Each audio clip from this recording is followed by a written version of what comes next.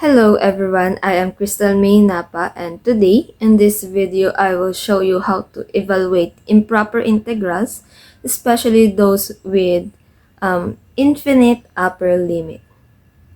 Before anything else, let me first give you a brief discussion about what improper integral is.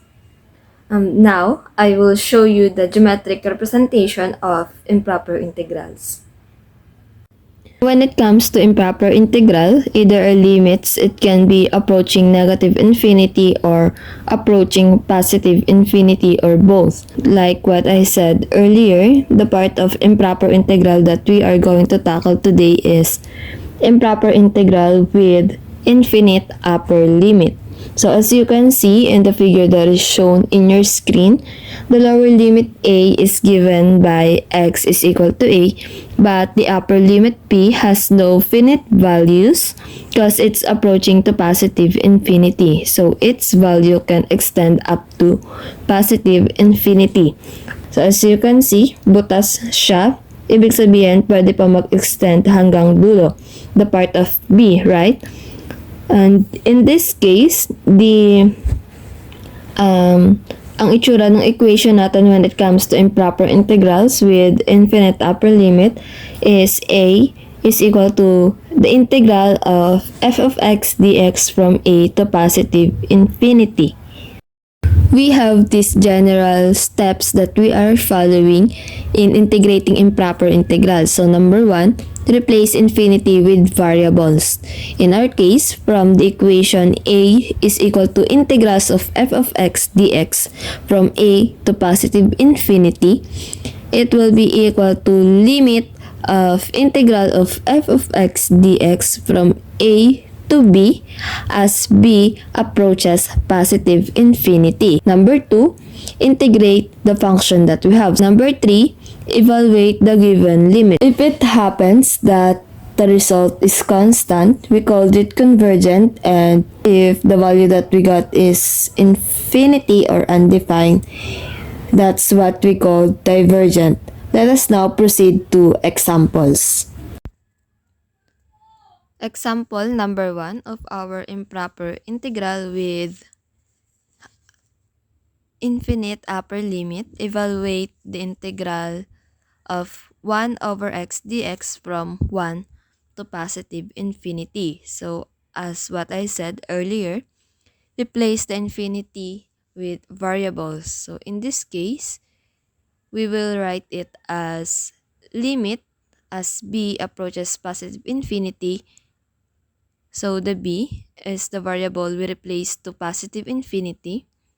Integral of 1 over x dx from 1 to b. Step 2, integrate the function. So this one, our function is 1 over x. And the integral of 1 over x is simply ln x. So let's write it there. It will be limit as b approaches positive infinity. The integration that we got, the ln x evaluated by the limits 1 to b.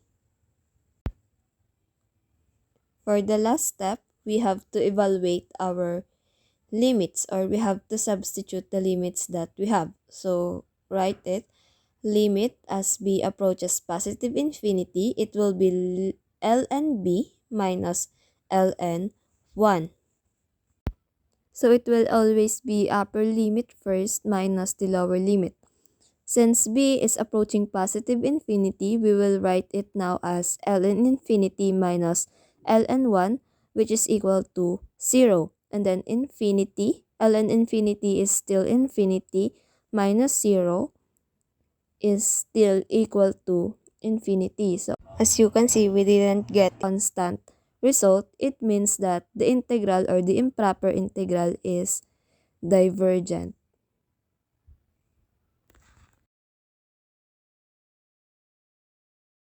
Example number 2, evaluate the improper integral. Integral of 1 over x squared dx from 1 to positive infinity. Same step, we have to replace first the infinity with a variable. So limit as b approaches positive infinity, integral of 1 over x squared dx from 1 to b.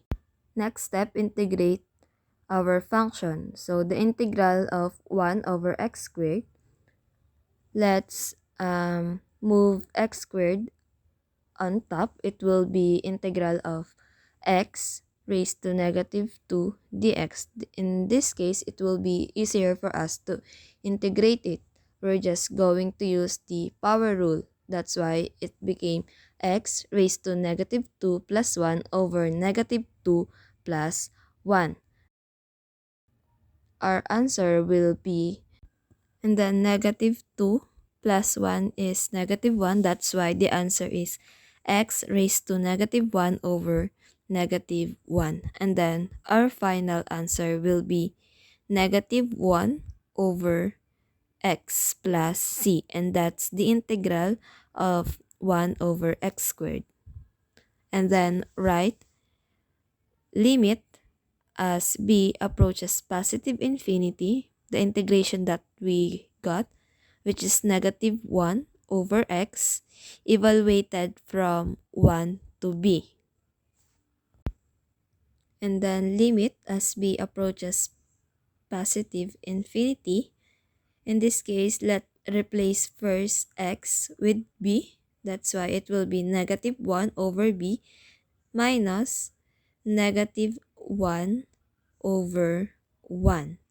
So the first thing that we will substitute first is the b and then followed by 1. Since b is approaching positive infinity, let's replace it as negative 1 over infinity plus 1. So 1 divided by 1 is negative 1 times negative is positive. And then negative 1 divided by infinity is 0 plus 1. Why it became 0? Because small number divided by a very large number is 0. And 0 plus 1 is equal to 1. Since we got a constant, it is convergent.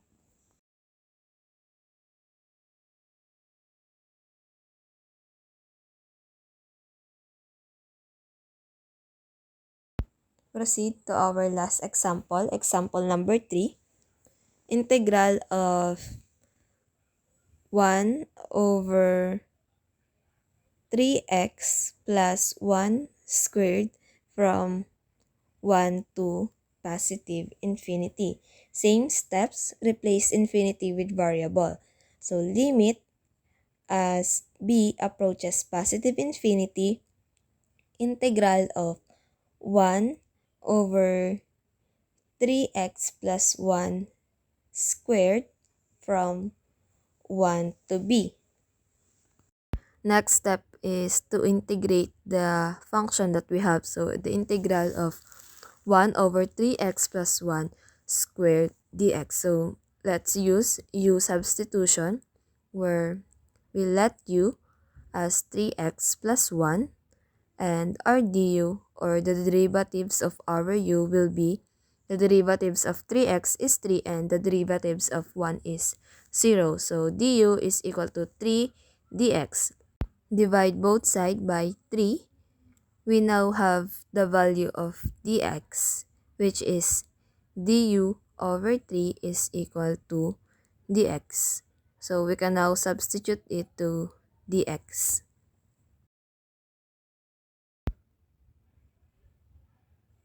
Next step, so i-rewrite lang ulit natin. 1 over u squared du over 3. So as you can see, we have 3 under du. So labas natin yan kasi constant naman si 1/3. So it will be 1/3 the integral of 1 over u squared. So cu is equal to 3x plus 1. So siya yung nilet u natin kanina. So patulad nung ginawa natin sa example number 2, for us to easily integrate it, itaas natin si u squared. So it will be 1/3 the integral of u raised to negative 2 du. In this case, we can now use the power rule. So 1/3 times u raised to negative 2 plus 1 over negative 2 plus 1. And then it will be 1/3 times u raised to negative 1 over negative 1, because negative 2 plus 1 is negative 1. And then get the reciprocal to make it proper. 1/3 times negative 1 over u. We now have the parang initial integration ng ating function. Now, let's substitute the value of u. 1/3 times negative 1 over 3x plus 1. And then multiply 1/3. It will be negative 1 over 3 times the quantity of 3x plus 1 plus c. And that's the integration of our function 1 over 3x plus 1 squared. So let us now write the integration that we got. So limit as b approaches positive infinity, negative 1 over 3 times the quantity of 3x plus 1 evaluated from 1 to b. So same step, let us first replace x with b and then minus by the function or by the expression where we replace x as 1. So it will be limit as b approaches positive infinity, negative 1 over 3 times the quantity of 3b plus 1 plus y, because negative times negative is positive, that's why it became plus 1 over 3 times the quantity of 3 times 1 plus 1. So let's write it the limit again. So limit as b approaches positive infinity. Let us first distribute the 3. So it will be negative 1 over 9b plus 3. Same doon sa second expression that we have. It will be plus 1 over 3 times 3 is 9 plus 3 is 12. So since b is approaching positive infinity, let's replace it as infinity. So it will be negative 1 over 9 times infinity plus 3 plus 1 over 12. So a number multiplied by infinity or add by infinity is infinity, and as what I said earlier, a small number divided by a very large number will be equal to 0. That's why the answer is 0 plus 1 over 12. And our final answer is 1 over 12, which is a constant. Therefore, it is convergent.